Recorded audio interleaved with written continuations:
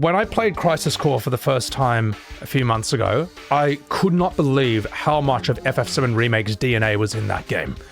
You know, it was like the last piece of the puzzle falling into place.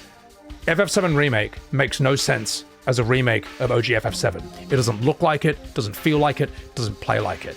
However, if you look at the 7 Remake trilogy as a sequel to Crisis Core, it makes perfect sense. It has the same bad writing, it looks and feels like it when you're running around in its world, it plays and fights like Crisis Core. You may as well call Crisis Core FF7R0. When you look at 7 Remake Trilogy as a remake of OG FF7, there's all these questions that make no sense, but when you look at it as a sequel to Crisis Core, now it makes sense because it assumes you already know Crisis Core. That's why, after Cloud's flashback in Nibelheim, when Tifa and Aeris are in bed, Tifa turns to Aeris and said, "Oh, by the way, Cloud never came back 5 years ago."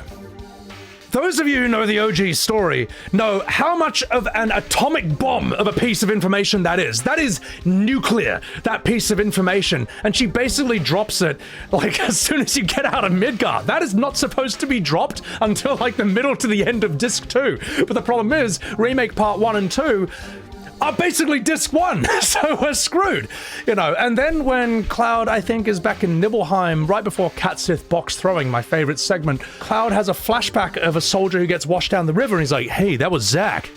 What do you mean you remember Zack? That's not supposed to happen yet. So the thing is, that doesn't make sense if it's a remake of OG FF7, but it makes perfect sense if it's a sequel to Crisis Core, because Crisis Core assumes you already know this, and you will never be able to unsee this. Now that you know this. Did you know that Zack is the God Emperor of Final Fantasy VII?